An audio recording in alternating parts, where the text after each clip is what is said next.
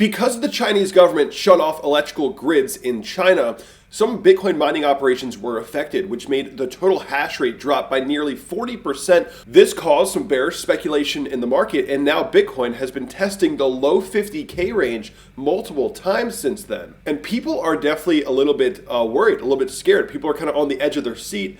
It looks like Bitcoin may be on the edge of a cliff, ready for a major drop in price. People aren't totally sure because we also have some mixed signals. Ethereum is hitting new all-time highs. Ethereum's market structure is actually far more bullish than Bitcoin's. And this is leading Bitcoin dominance into a further decline. Today, we also got the news that Joe Biden is looking to raise capital gains taxes to over 43%, and this has spooked the stock market. This news has caused bearish speculation in the stock market, and the S&P 500 is sitting in a major ascending broadening wedge pattern. So let's just dive right into the video.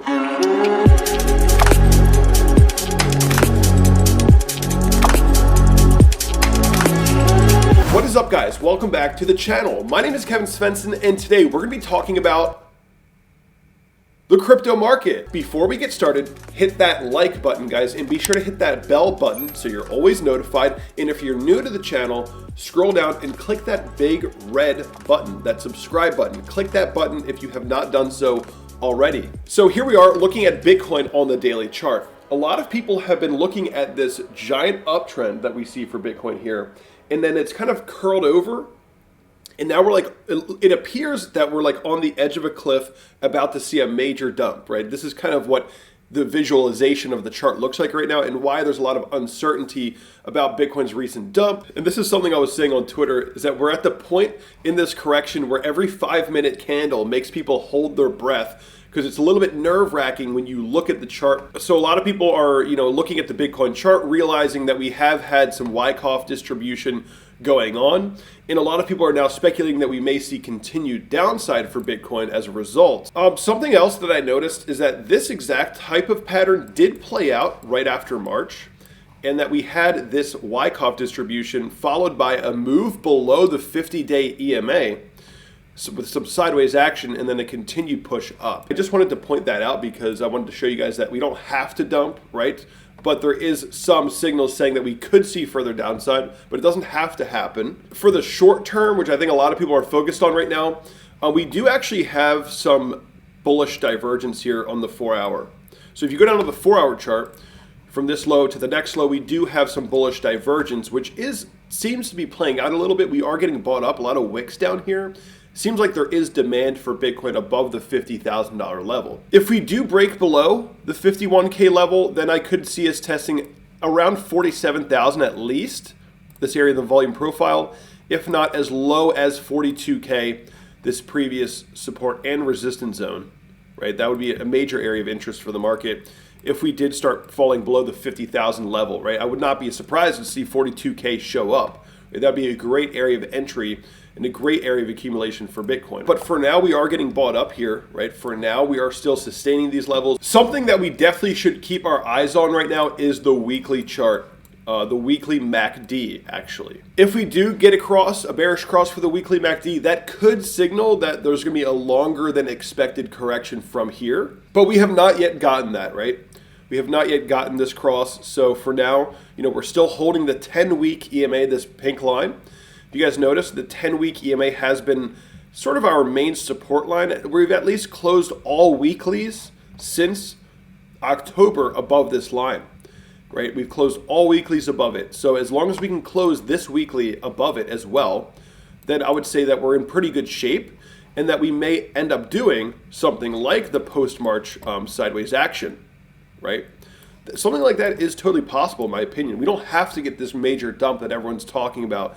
It could just be some sideways. There is a lot of interest, a lot of demand for Bitcoin. Now, one thing that could make crypto become more bearish and have bearish speculators step in is if the stock market continues to see a dump. And recently we saw Joe Biden was eyeing a capital gains tax as high as 43.4% for the wealthy.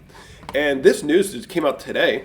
I think this is why the market dumped, right? A bearish speculator stepped in on this news because it's not necessarily the best news for the market. And the S&P 500 is now sitting at the top of this ascending broadening wedge. So there are some analysts, expecting a potential move down to the bottom of this ascending broadening wedge. Now, a major bearish move like that, there would have to be a catalyst for it. And some people are theorizing that this news is a big enough catalyst for a move like that. I'm not totally sure. I'm not totally sure if that's the case. But if we did end up getting a move like that, right, then that could be, something that ushers in a larger correction for Bitcoin as well, because the crypto market is heavily based on confidence, right? Because it's a speculator's market, a lot of speculation, that means that it's built on confidence, right? The price action is based on confidence. So you want a generally bullish stock market, right? That's what you want for crypto, which we've had. We've had that. In looking at Bitcoin to the S&P here,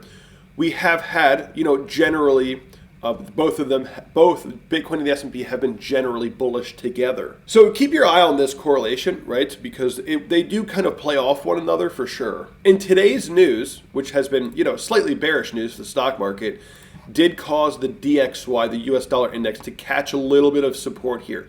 Really not too much, but it is a potential low.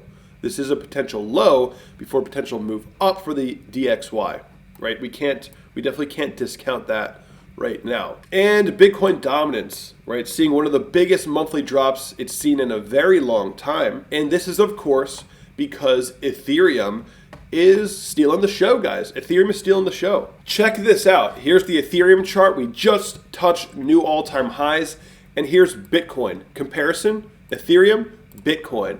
Ethereum is actually becoming much stronger than Bitcoin in recent times, right? We're holding above the February previous high as new support.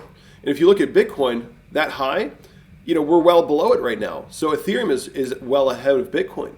So that's pretty cool to see. And that's why we see Bitcoin dominance is dropping. And some people are speculating that this could lead us into the next major alt season. Looking at Ethereum, if you take your fibs and you go from that February high to the low, right? The highest high there to the lowest low, we are still sort of in play for these fib targets, right? Pulling up some of our higher fib extension targets, the next target from this area is actually all the way up at 3,260. So if we get a breakout here and Bitcoin can at least do that sideways accumulation thing I was talking about, right? Where we kind of just go sideways, then Ethereum may have the shot to usher in the next major alt season and potentially go as high as 3,260 on the next major run-up. And Ethereum, in my opinion, is overdue for a major move, right?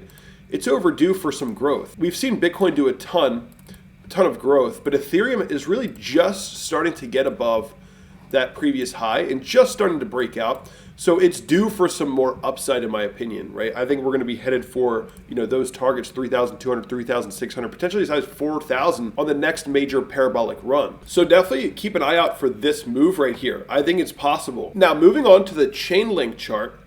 Chainlink's chart is very interesting.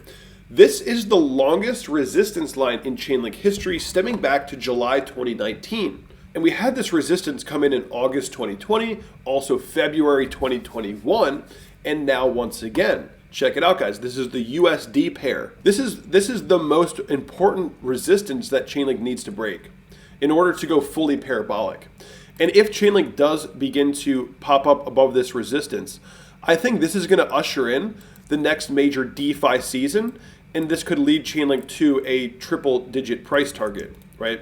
I think that Chainlink does have the potential to lead us into a DeFi season where once Chainlink starts to break out, that brings positive sentiment and bullish speculators over to all the top DeFi projects, and we're going to see a DeFi season led by the Chainlink breakout. So the $50 level is not only a psychological level, but it's also the general area where this resistance would be coming in.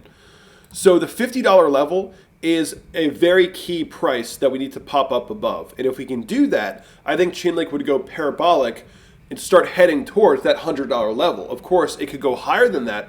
I'm just talking about the more medium term here. And if Bitcoin dominance continues to remain at low levels like this, yes, this is totally possible. And the next alt season could be led by Ethereum, and then the DeFi projects being led by Chainlink.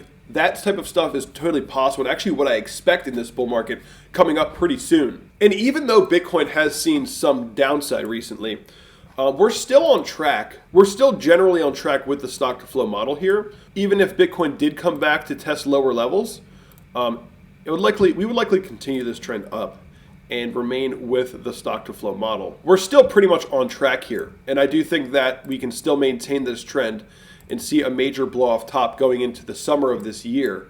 So that's pretty much all I wanted to talk about today. Hopefully Bitcoin can get its act together. If we break below 50,000, then like I was saying, the mid 40K range, low 40K range, that $42,000 level does come into play at that point. But if Bitcoin can maintain the $50,000 level, which is a pretty big psychological support that we got to maintain, then we could be seeing something more like this, where we just get sideways action as the altcoins go into the next major alt season. I think that's also what a lot of people are aiming for right now. But that's going to be for me today, guys. Hope you enjoyed this video. If you did, hit that like button, subscribe to this channel if you're new, and be sure to sign up for the Cryptowatch platform, which is the platform you see me use in all my videos, by clicking that link below. It's totally free, and I'll see you guys in the next video.